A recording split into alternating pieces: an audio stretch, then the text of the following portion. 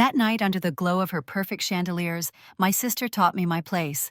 She made me feel small in front of everyone, her laughter echoing off the glass walls like applause for her own cruelty. But the part she didn't know, the part that still makes me smile, was that the house she was so proud of was already mine.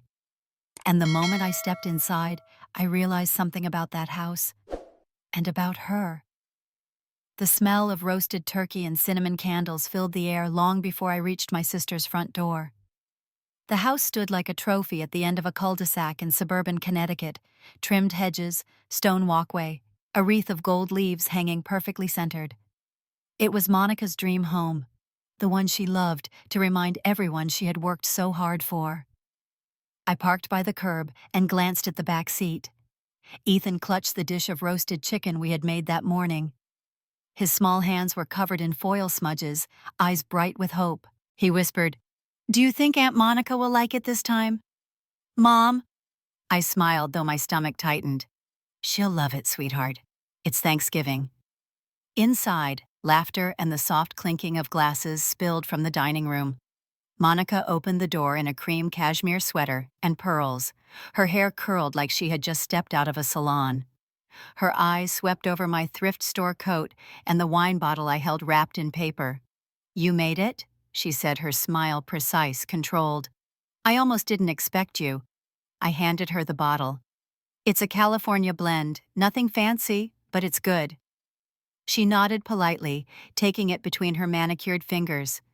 "Well, we already opened a few nicer ones, but I'm sure someone will enjoy it later." Behind her, the living room gleamed with perfection. Candles flickered across the marble counter. Family portraits lined the wall. Monica, her husband Michael, their 2 children, even Mom, smiling beside them. Not one photo of me or Ethan. Mom appeared, lipstick too bright, voice sharp as ever. "Emily, you look tired. Are you still working that accounting job in Chicago? You really should think about remarrying, dear. A woman alone at your age?" I forced a smile. "Nice to see you too, Mom." Ethan tugged my sleeve. "Grandma, look. I made pumpkin cookies." Mom patted his head gently, but her eyes slid away. "How sweet. Maybe we can set them on the kids' table." The dining room stretched long and gleaming, a linen cloth of ivory white golden chargers and a centerpiece of autumn leaves. Monica directed everything like a conductor, her friends from the neighborhood, her husband's colleagues, even the neighbors from across the street. I carried our chicken dish to the counter, feeling eyes on me. A woman whispered near the wine rack, "Isn't that her sister?" The divorced one. I kept my chin up, pretending not to hear. Dinner began with a toast. Michael raised his glass, thanked everyone for coming, praised Monica for the beautiful meal. She laughed modestly, soaking in the admiration. Then, as everyone began to take their seats, she looked toward me. "Emily, you and Ethan can sit over there," she said, pointing toward a small table near the patio doors. I hesitated. "There are seats here at the main table," I said quietly. She tilted her head, smiling like it was nothing. "This table's for the adults. The kids have their own setup. It's just easier." For a moment, silence spread through the room. Someone cleared their throat. Silverware clinked. Mom smoothed her napkin. "You know your sister likes order, dear. Let's not make a fuss." Ethan looked up at me, confused. "But Mom, I want to sit with you." I bent down, smoothing his hair. "It's okay, honey. We'll sit together over there." At the side table near the glass doors, the light felt colder. The laughter from the main table floated toward us like a song we weren't invited to sing. I cut small pieces of chicken for Ethan, trying to make it seem fun, but his shoulders slumped. He whispered, "Did we do something wrong?" I shook my head. "Of course not. We'll remember this dinner. Okay?" He nodded slowly, eyes glistening under the warm lights. A few seats down, an older man in a faded brown jacket watched quietly. His face was lined, hands rough, like someone who had worked with wood.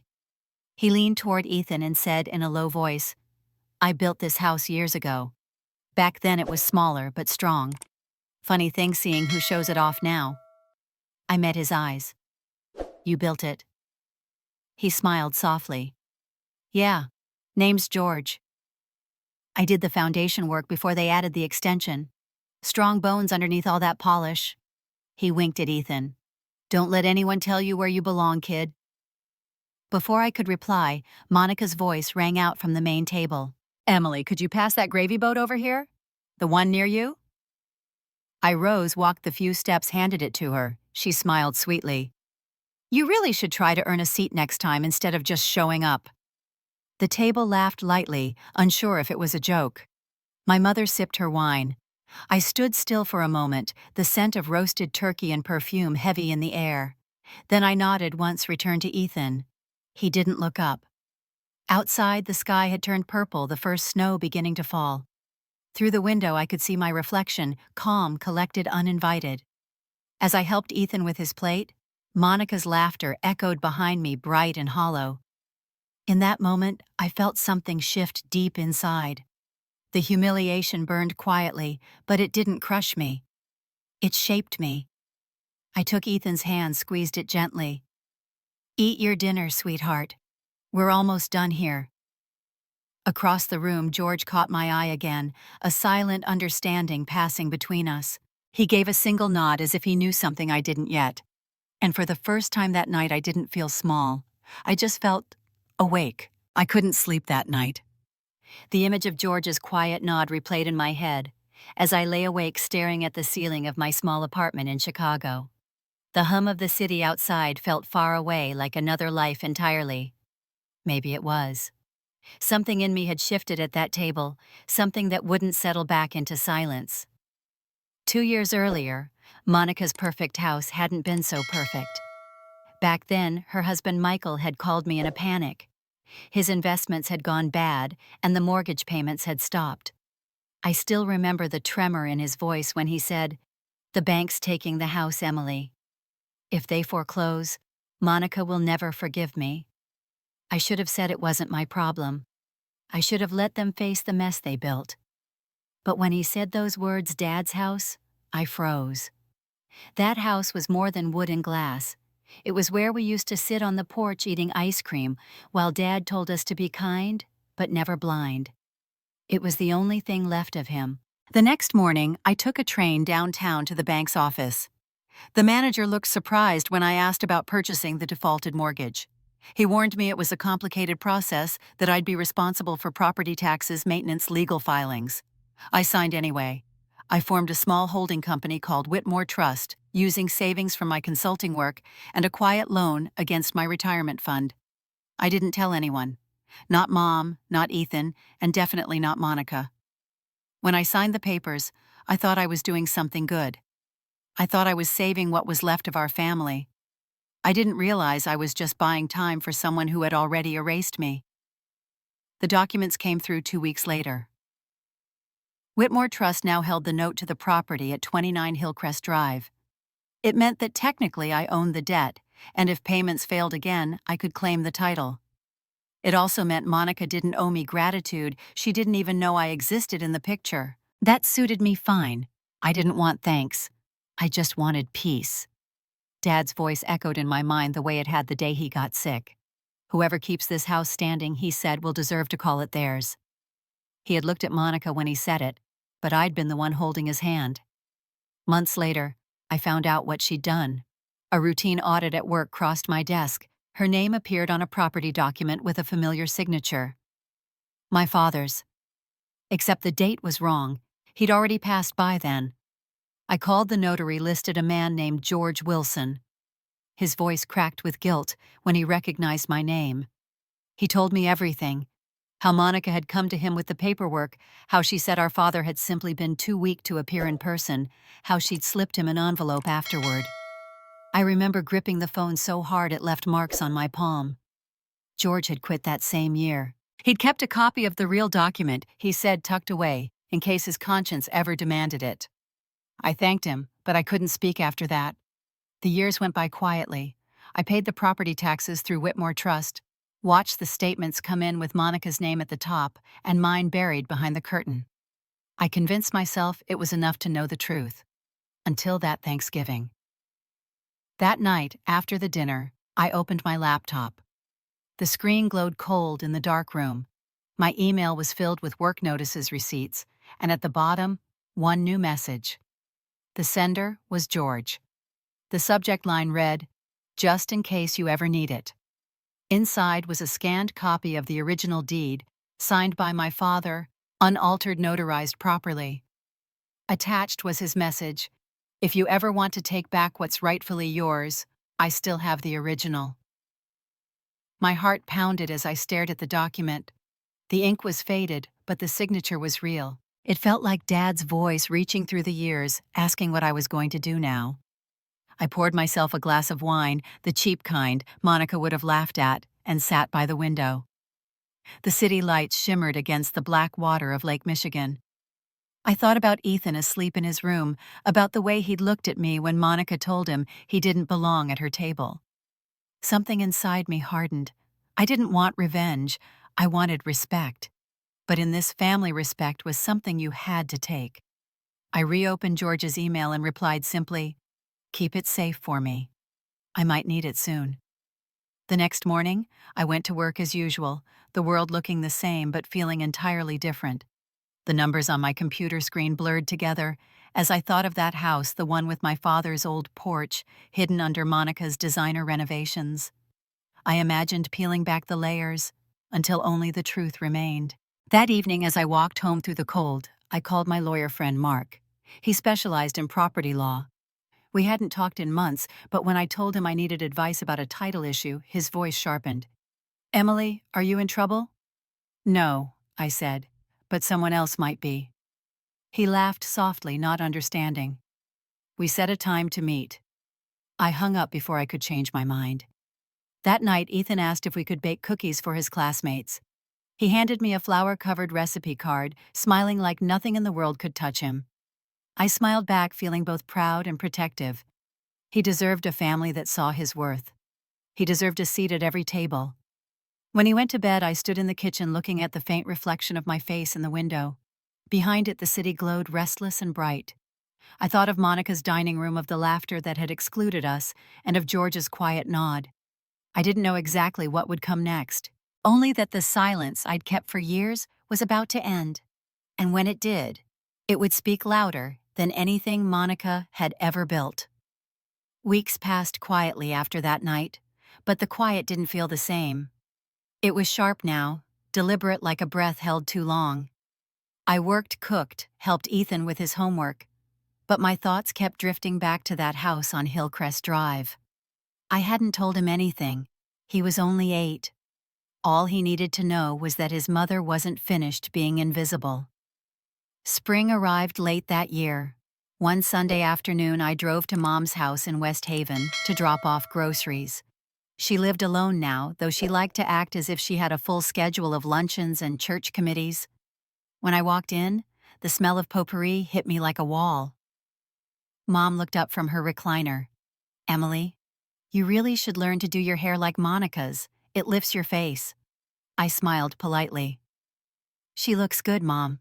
Mom sighed dramatically, folding her magazine. "You two are so different.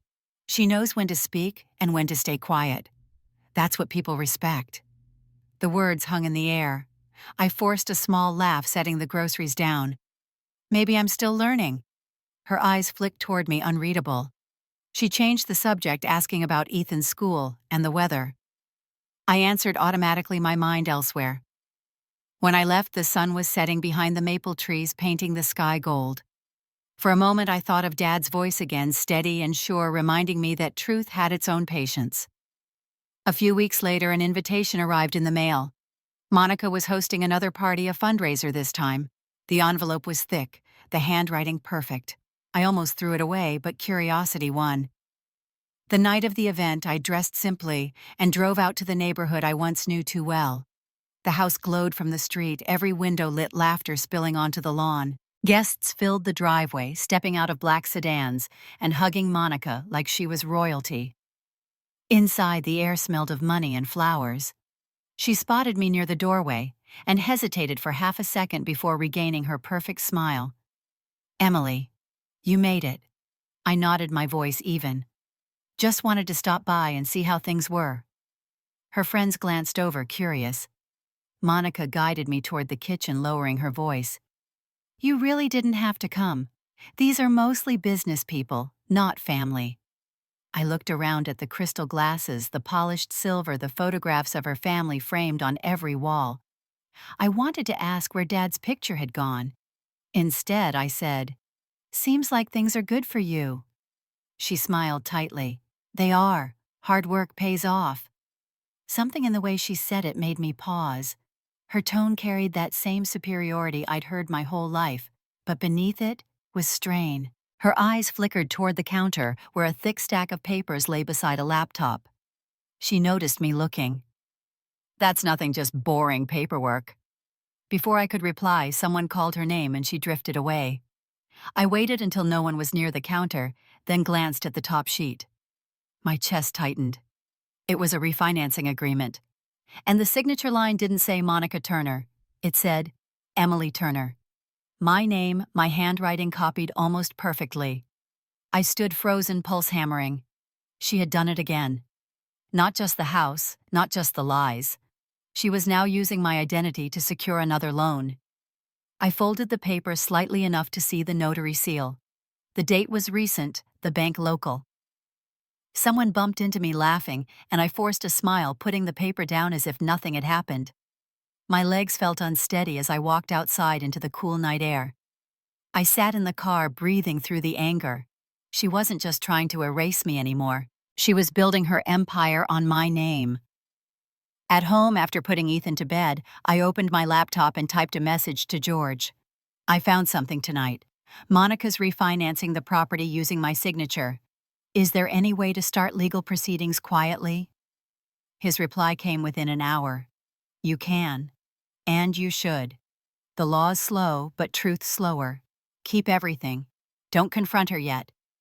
I read his message 3 times. The glow of the screen reflected in the window, catching my face in the dark glass. I looked older than I remembered. Tired, but clear. The next morning I went through my old folders, pulling out every document related to the house. Deeds, payment receipts, tax statements, even the mortgage acquisition papers from Whitmore Trust. Each piece of paper was a fragment of something I had tried to bury. At work, my concentration evaporated. Numbers blurred again, clients talked about budgets and deadlines, and all I could see was my name on Monica's loan. That night, while Ethan colored at the kitchen table, I printed a copy of the document I'd seen at her party. I wasn't sure why I'd taken the photo, only that I'd needed proof. Ethan looked up from his drawing. Mom, are you mad at Aunt Monica? I hesitated. No, sweetheart. Why do you ask? He shrugged.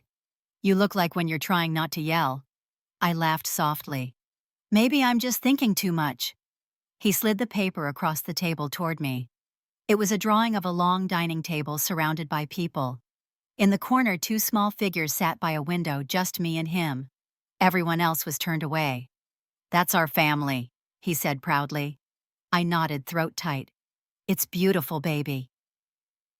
After he went to bed, I stared at the drawing for a long time. The faces turned away felt too real. Outside, the city was quiet. I picked up my phone, opened George's message again, and whispered into the stillness. You're right.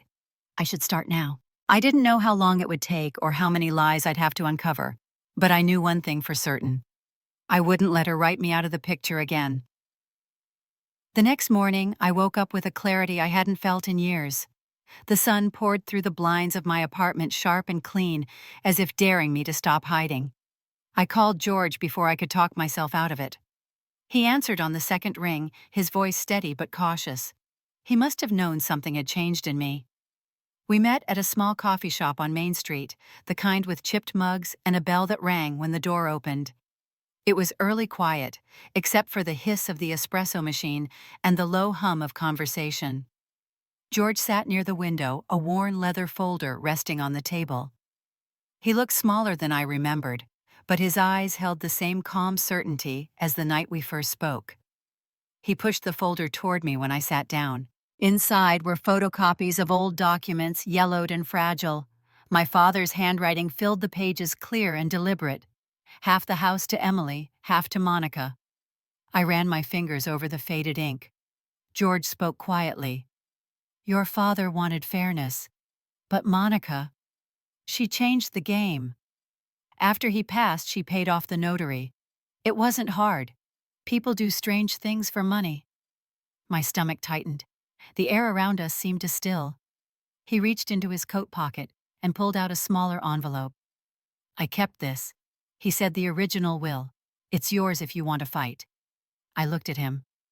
You could have destroyed this or sold it. Why keep it all these years? He smiled faintly. Maybe I wanted to believe someone would come looking for the truth. I left the cafe holding that envelope like it was alive. On the sidewalk, the world seemed louder, the traffic, the voices, even the wind. I walked to my car in a daze. The betrayal didn't feel sharp anymore. It felt heavy, almost ancient, as if it had been sitting quietly waiting for me to uncover it. That evening, after Ethan went to bed, I spread the papers across my kitchen table. The words blurred, but the meaning was crystal clear. My sister hadn't just stolen my place at the table. She had rewritten the story of our family. I wasn't going to let it stand. I called Mark, my lawyer friend. When he picked up, I told him everything. He listened without interrupting, then exhaled slowly.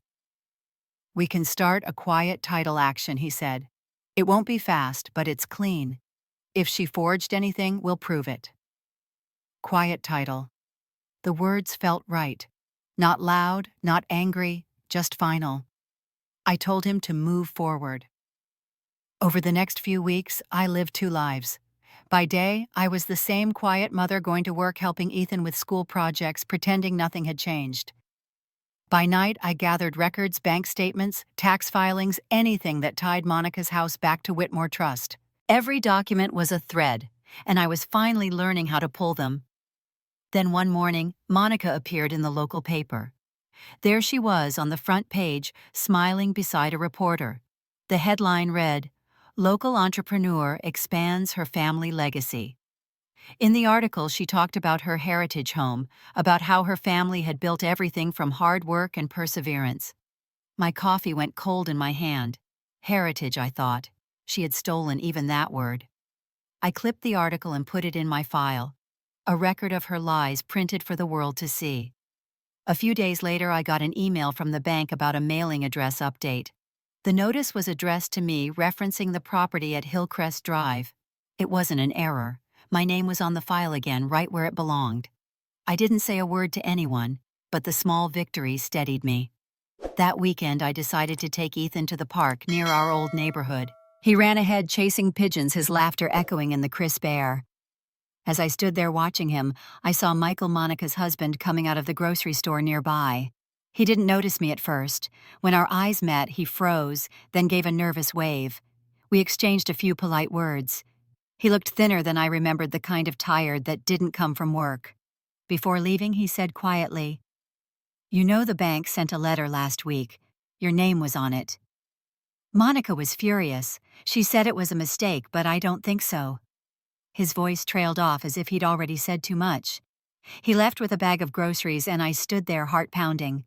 The cracks were showing, and she couldn't patch them fast enough. A week later, I sent Monica a card. It was simple, cream-colored, no-return address. Inside, I wrote, "Happy Thanksgiving," from the rightful homeowner. I didn't expect a response, but I could picture her reading it, the smile freezing on her face. That night, I imagined her reaction, the sound of the envelope tearing open, the flicker of realization, the dread curling in her chest. Somewhere in that big, perfect house, she'd finally feel what I had felt for years, the ground shifting beneath her feet. Later, I learned from Mark that the bank had contacted her again, asking to confirm ownership details. The quiet title action had started to ripple through the system. Official letters had my name, not hers. Her perfect world was beginning to shake silently. I didn't celebrate. Not yet. I knew this wasn't over. Monica called a few days later, her voice syrup-sweet but trembling underneath. "Emily, I just got some strange mail from the bank. I think there's been a mix-up with your company name." I smiled into the phone. "I'll look into it," I said softly. "Maybe it's just the system catching up." There was a pause long enough for me to hear her breathing quicken. Then she hung up. That night, I poured myself a glass of wine and sat by the window watching the city lights blur. The storm hadn't come yet. but I could feel the pressure building thick and electric in the air. It wouldn't be loud when it arrived. It would come quietly like truth always did.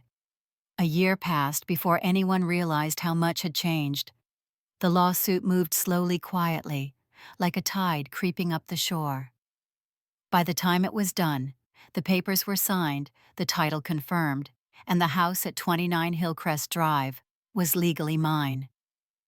I didn't celebrate. I didn't even tell anyone except Mark and George. I wanted her to find out the way I had unexpectedly surrounded by people who thought they knew her. When November came again, the town glowed with lights and pumpkins on porches. Every store window smelled of cinnamon and pie crust. I kept to myself that week, baking with Ethan, trying to ignore the noise on television. But then I saw her face on the local news. Monica Turner, local entrepreneur, hosting Thanksgiving dinner to honor her family's legacy. The reporter smiled too widely, praising her for preserving the Fairbanks heritage home. Ethan looked up from his homework. "Mom, that's Aunt Monica. Are we going there?" I shook my head. "Not this time, sweetheart." He didn't ask why. Maybe he already knew. The next day I found the invitation in my mailbox anyway. It wasn't mailed. Someone had dropped it off by hand. Heavy cardstock gold letters, her name printed in bold across the top. Underneath a single line, "Family always has a place at my table." For a moment, I almost laughed.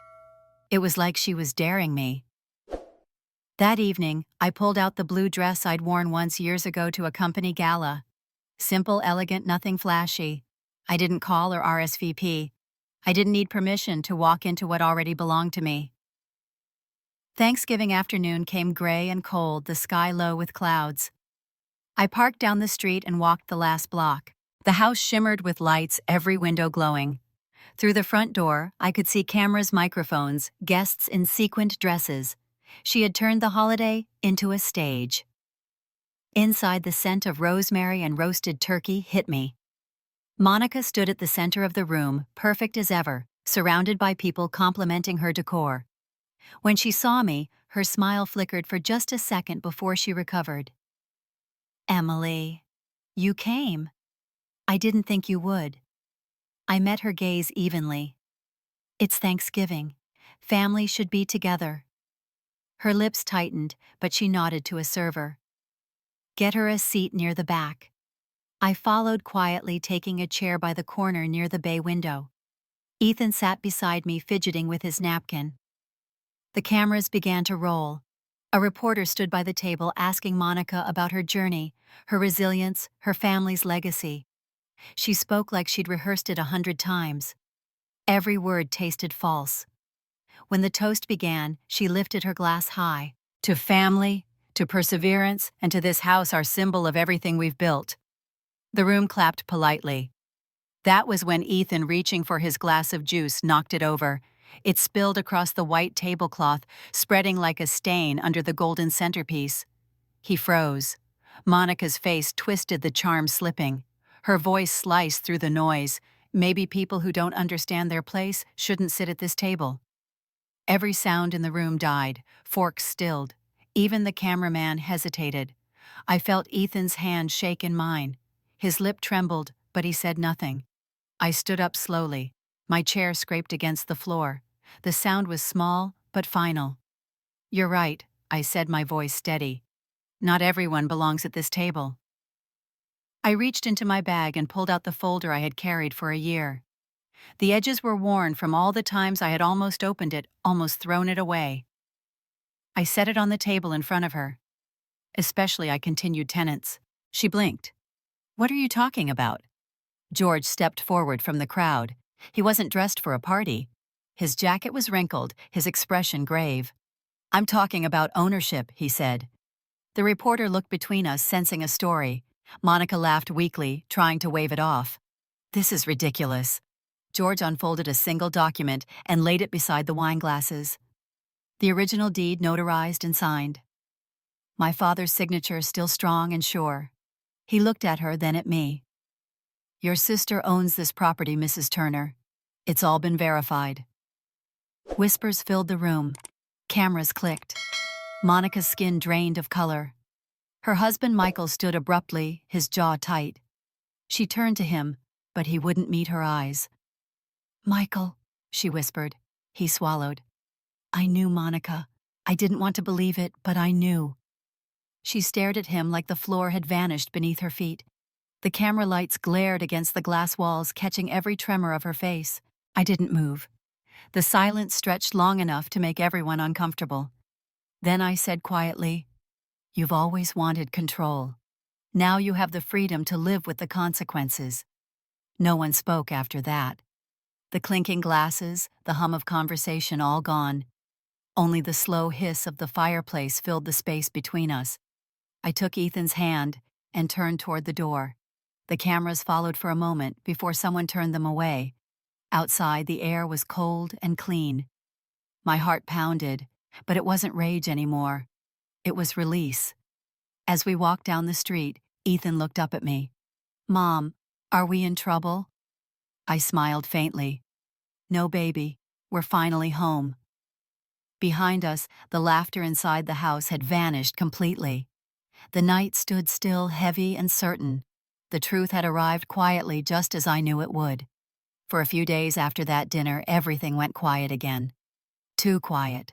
The papers had been filed, the title confirmed, and Monica had retreated from the public eye. The news spread through town like a whisper behind closed doors.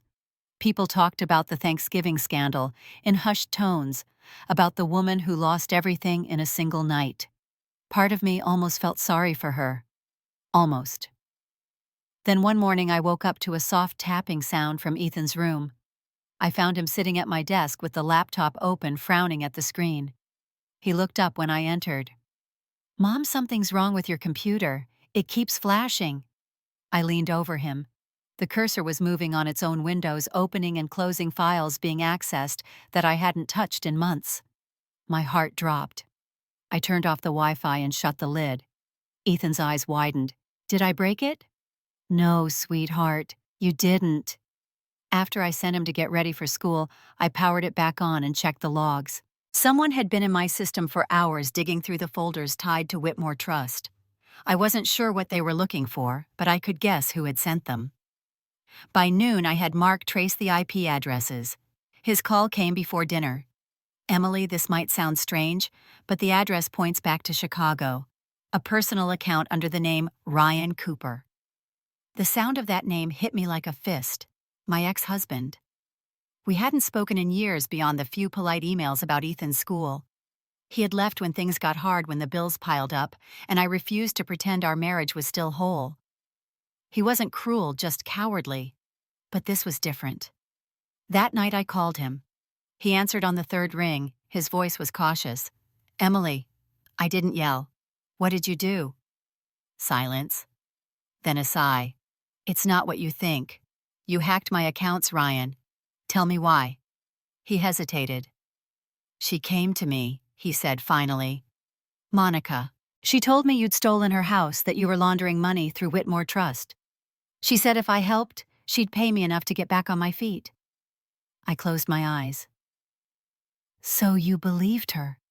"I wanted to," he said quietly, "until I saw her in the papers smiling like none of it mattered. I started digging, and I realized what she was doing. I didn't touch your files after that, but the hacker she hired did." My pulse thudded. "You're saying she hired someone else?" "Yes, some tech guy from New Jersey. I recorded the call, M. Her voice, the payment details, everything. I couldn't stop her, but I can give it to you." I didn't know what to say. For the first time in years, I heard something almost human in his tone. Regret. "Send it to me," I said. The audio arrived an hour later. I sat in the dark living room while Ethan slept, listening to Monica's smooth, familiar voice. She told someone to fabricate documents to create false records, showing Whitmore Trust had been registered under fraudulent names. She even mentioned leaking it to a journalist she knew. When it ended, my hands were trembling. But it wasn't rage this time. It was resolve. I forwarded the file to Mark and to Detective Harper, the officer who had handled the title verification last year. Within 20 minutes, she replied, "We'll handle this. Do not contact her." By morning, the police had already traced the data breach. Monica's phone was confiscated, her emails pulled from the server. Every thread pointed back to her. I didn't tell Ethan what was happening, but he knew something was different. He watched me over breakfast, studying my face. "Are you mad at Aunt Monica again?" I smiled faintly. "No, honey. I'm just letting the grown-ups clean up their mess."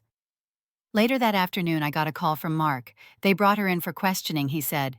"They have everything. The audio, the bank transactions, the digital fingerprints. It's over." I nodded, but I didn't feel victory, only the steady quiet of justice settling into place. That evening, while Ethan did his homework, I opened the window and let the cold November air in. I thought about Monica in that interrogation room, her designer coat folded neatly over a chair, her words twisting into excuses. For years, she had told me I wasn't enough. Not graceful enough, not wealthy enough, not worthy enough to sit beside her. Now the silence she once weaponized was hers to live in. When the phone rang again, it was Detective Harper. Her voice was calm but firm. "Emily, we'll need your statement tomorrow, but I wanted you to know." She admitted to hiring the hacker, claimed it was to protect her reputation, not harm you. I let out a slow breath. Of course she did. "We'll finish the paperwork," Harper said. "She'll be charged with cyber fraud and identity misuse. I'll keep you updated." After the call, I stood by the window looking out at the skyline. The city lights flickered like scattered embers. In the reflection, I saw my own face, tired, but free. Ethan wandered in, rubbing his eyes. "Mom, can we have dinner now?" "Yeah, baby. We can." As I set the table, a thought surfaced, quiet and unshakable. She'd spent her life trying to decide who deserved a seat and who didn't. But justice, I realized, always had its own chair waiting. I placed 2 plates down and poured water into our glasses. The air smelled of calm, and something else I hadn't felt in a long time. Peace. The peace didn't last long. 2 weeks later, Detective Harper called again. She sounded different this time, heavier somehow. "Emily, you should come down to the precinct. We found something." When I arrived, she was waiting in one of the interview rooms with a small rusted box on the table. The edges were corroded, the latch bent, but still locked. She tapped it gently with her pen.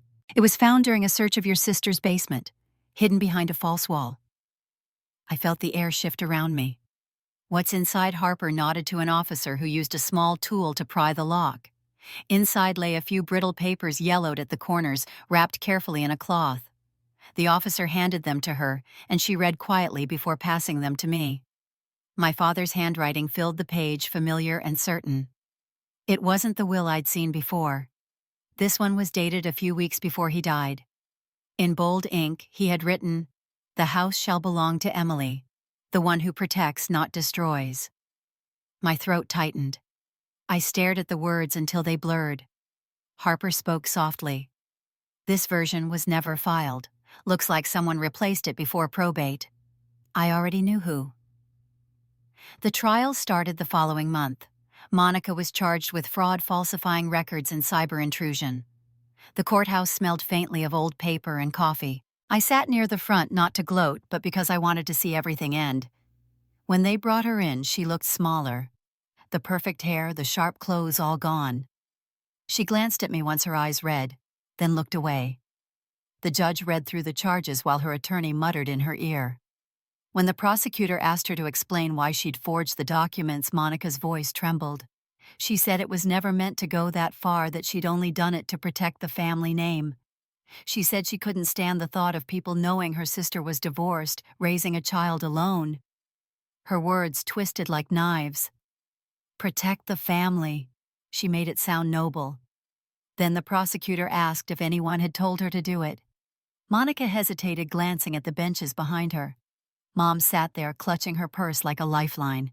Monica's voice broke. "Mom told me to.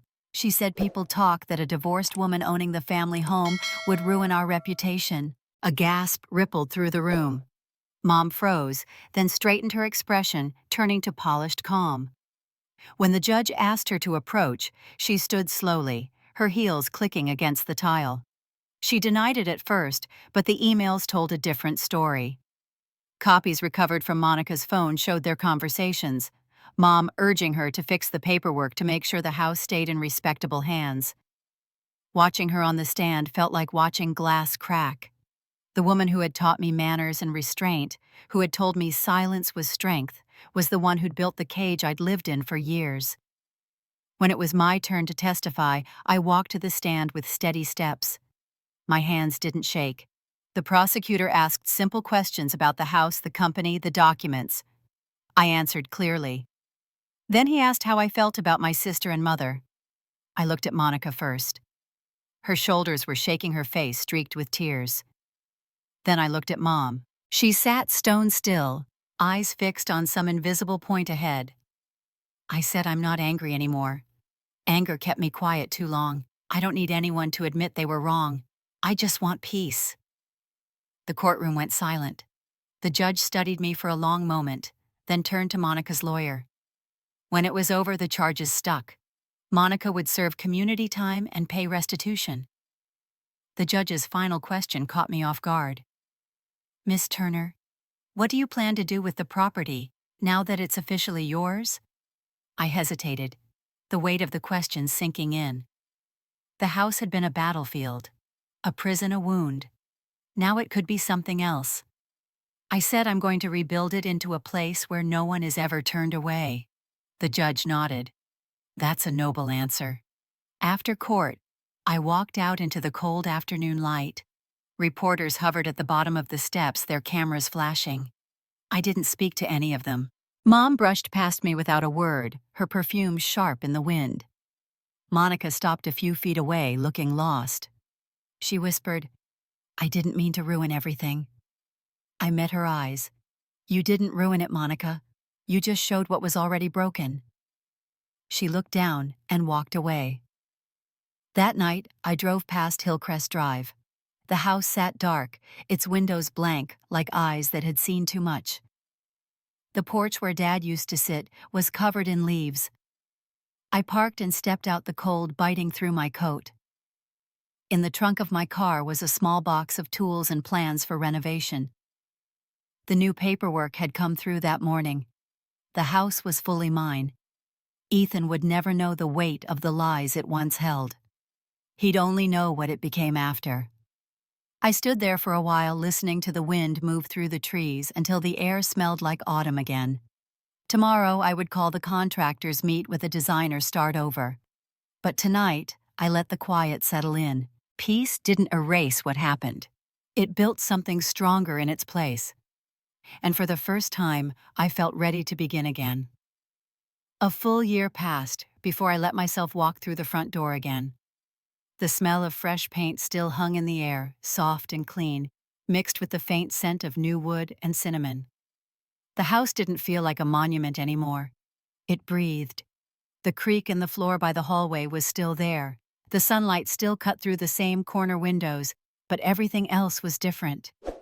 On the front sign by the gate, a new name had been carved into smooth cedar: Whitmore House. It wasn't a mansion now, not really. It was a shelter. A place for women who needed to start over, for mothers who had run out of safe places, for children who deserved better beginnings. I had used the settlement money and the remainder of Dad's old trust to restore it room by room. Volunteers helped, local carpenters donated their time, and every wall carried a layer of stories that didn't belong to shame anymore. The morning light hit the dining room first. The long wooden table had been refinished, glowing honey gold beneath the chandeliers.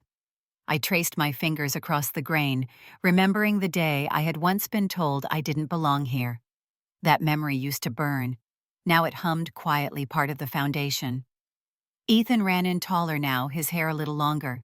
He carried a box of folded napkins and dropped them gently onto the table. He grinned up at me. They're coming soon, Mom. The new families. Do you think they'll like it? I smiled. I think they'll love it. He nodded proudly and began setting the table with practiced care. He lined each plate and fork with exact precision. Somewhere inside me, the old ache softened. He would never have to fight for a seat again. By noon, the first guests arrived, a woman with tired eyes holding the hand of a small girl, a teenager with a bruised backpack and nowhere else to go. Volunteers greeted them, offered tea, helped them find rooms upstairs. The house filled slowly with the sounds of footsteps, laughter, a baby crying, then calming, life returning. Monica came that afternoon. She stood at the doorway holding a covered pie dish, uncertain, like someone approaching a memory that still stings. Her hair was shorter now, her clothes plain, her makeup gone. For a moment we just looked at each other. She spoke first. "It's pumpkin," she said softly. "I baked it this morning. I thought maybe the kids would like it." I stepped aside. "Come in, Monica. There's room." She hesitated before crossing the threshold, eyes flicking toward the walls lined with new photographs. Volunteers, families, laughter frozen in color. No trace of the old portraits, no trophies, no curated perfection. Just people. She walked with me to the kitchen where a few women were stirring soup. The air smelled of garlic and butter, warm and real. She placed the pie on the counter, wiped her hands nervously. "I never thanked you," she whispered. "Not for what you did in court, but for this. For turning the house into something good." I looked at her not as my rival or my ghost, but as someone who had fallen hard and survived. "You can thank me by helping. There's always something to do here." She nodded quickly, relief flashing across her face. "I'll come back tomorrow. Maybe I can help paint the fence." Ethan ran in again, breathless from excitement. "Aunt Monica, look. We set the table for everyone. There's a seat for you, too." Her eyes shimmered. She knelt, hugging him tightly. "Thank you, kiddo." Later that evening, the house was full. The table stretched long under the warm, light, mismatched chairs pulled close together. The smell of dinner wrapped around us like a blanket. I watched everyone take their seats, laughter weaving through the clinking of silverware. For a moment, I could almost see Dad at the end of the table, nodding approvingly. Mom arrived late. She walked slowly through the doorway, holding a tin wrapped in foil. She looked older, smaller than I remembered. She paused at the threshold, as if unsure she was welcome. I stood and went to her. "You came." She nodded. "I heard what you've done here." She handed me the tin. "Pumpkin bread, the old recipe." I took it gently. "Thank you." Her voice wavered. "I was wrong, Emily. I cared more about appearances than people. I thought I was protecting us, but I was only protecting an illusion." For the first time in years, I saw something genuine in her eyes. Not pride, not denial, just truth. I placed a hand on her shoulder. "Sit down, Mom. Dinner's ready." She hesitated, then smiled faintly and followed me to the table. Ethan stood at the head, his voice small but steady. "Before we eat, can we say what we're thankful for?" Everyone nodded. He looked around, then said, "I'm thankful we all have a place now. Nobody has to sit by themselves." A quiet settled over the room, not heavy, but full. I felt my throat tighten. I looked down the table at faces once strangers, now bound by something fragile and kind. As dinner began, I glanced at the photograph hanging on the far wall. It was my father smiling in the yard, decades ago, sunlight spilling over his shoulders. The gold frame caught the light, scattering it across the room, until every face glowed a little brighter.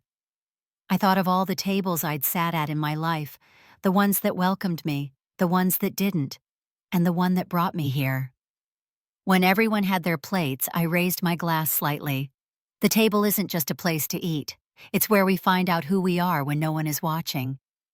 The chatter returned, soft and joyful. Monica served soup to the new arrivals. Mom cut the pie, Ethan poured juice with both hands. Outside, snow began to fall, catching the light from the windows. Through the glass, I saw the wooden sign I'd hung by the door earlier that morning. It read simply, "For those who were told they didn't belong." I watched the flakes blur against the light, the warmth from inside spilling into the cold night. For the first time, the house didn't feel haunted by what it had been. It felt alive with what it could still become. Maybe that's what home really was. Not the walls or the past, but the people who finally found a seat together. And as the laughter rose again around me, I knew I had finally found mine too. If this story touched you, tell me what home means to you. Maybe we all have a table waiting somewhere, just waiting for the right hands to set it.